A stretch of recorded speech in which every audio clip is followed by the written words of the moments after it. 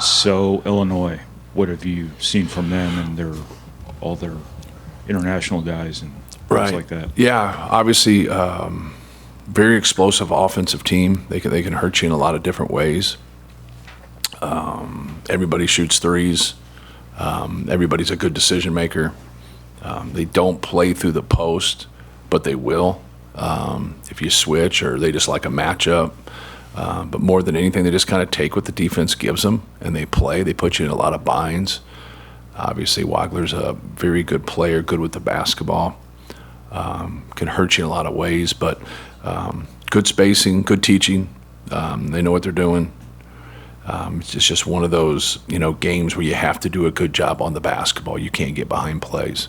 If you get behind plays, it gets to hit or miss, and you don't like that as a coach, because everybody, can shoot threes, and everybody can spread you out. And then they're just an elite offensive rebounding team, and they do a great job of crashing. They do a great job of understanding the angles of where rebounds go, and they just fight like hell to get extra possessions.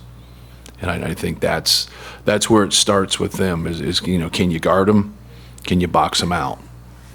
And if you can't get past those two, you're probably getting beat. So I think that's where it is for not just us, but for anybody that plays them.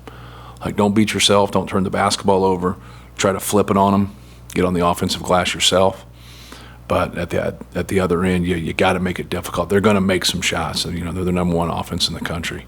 They're going to make some shots. You can't put them to the free throw line. You can't give them layups, and you can't give them rhythm threes.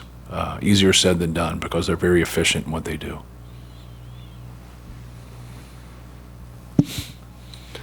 Matt, is coming back from a West Coast trip almost as difficult as being out there? It's just basketball. I mean, I know there's some things that go into it.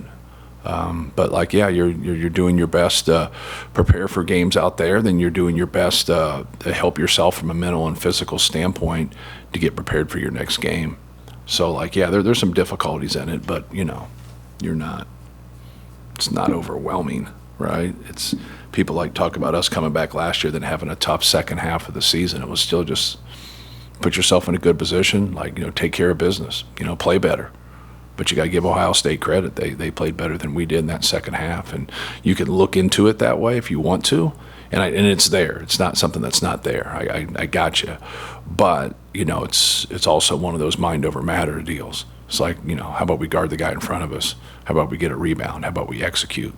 Keep your focus, just on the purpose of the game and understand what your job is and what you have to do. Does that maybe have a lingering effect mentally and physically? Sure, but it's not something you can't overcome. I know you always say that everybody has a Division I scholarship on these rosters, but they're obviously missing a key guy. How does that change what Illinois looks like? Yeah, I didn't change how they play. I mean, what's good for them is the fact that a key figure of their team is not going to be with them for a month, but then they get him back. And if they can get him and Ty Rodgers back also, they're already tough. Now you add two really tough dudes.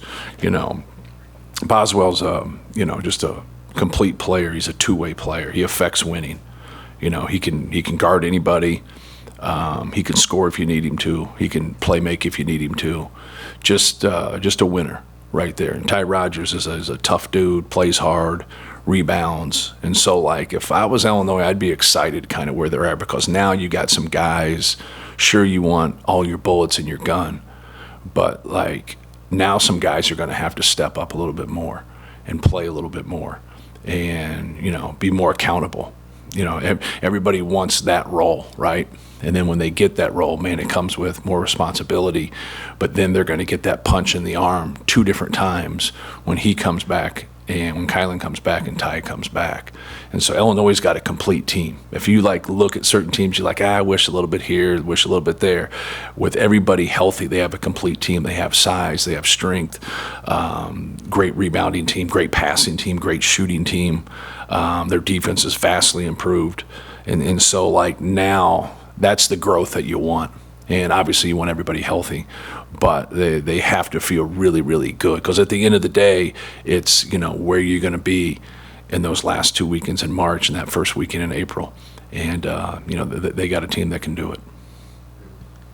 When you were first looking into Oscar, vetting Oscar from a basketball standpoint, were there things you were looking for instinctively in his game beyond the rebounding that you needed to see in order to know he would fit what you were doing here? The rebounding would have been enough. Yeah, sure, you want more. Yeah, that's a good question. But, yeah, the rebounding would have been enough. Like, after you swallowed that pill last year, and you have to, live through it. Like when you sit there and, why don't they do this? Why don't they do that? Why don't they do that? Well, if you get stops and you can't get rebounds, it's counterproductive. You're putting a lot of effort in there, and the other team's getting the basketball, and you're getting them to miss.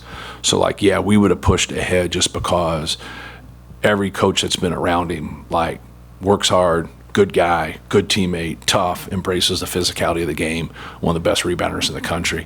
The fact that he can organically score for us at times, even when things aren't ran for him, is really just a bonus. But I didn't jump out and say, hey, this guy's going to shoot 75% from the field, right? But he shoots the shots he shoots, he should shoot 75% from the field.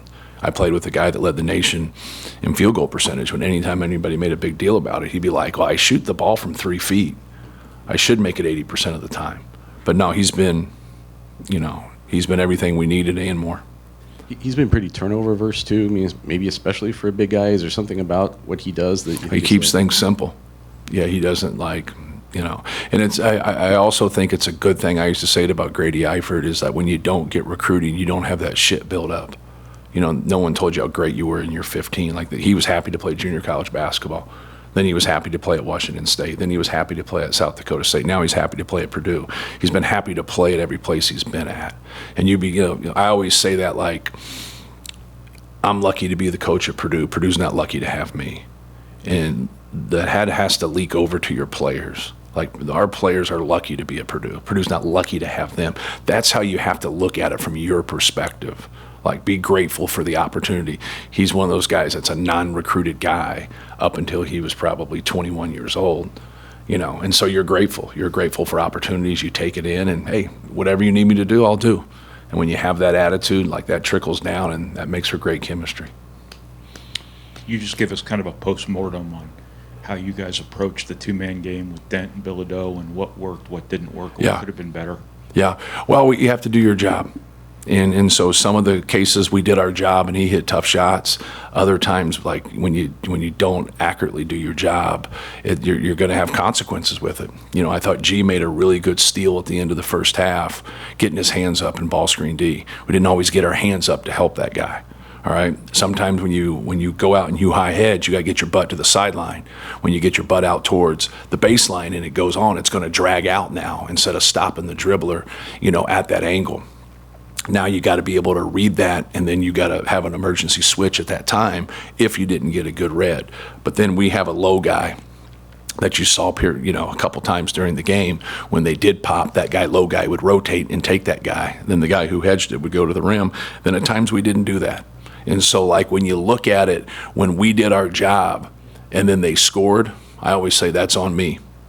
When we don't do our job and they score, that's not on me.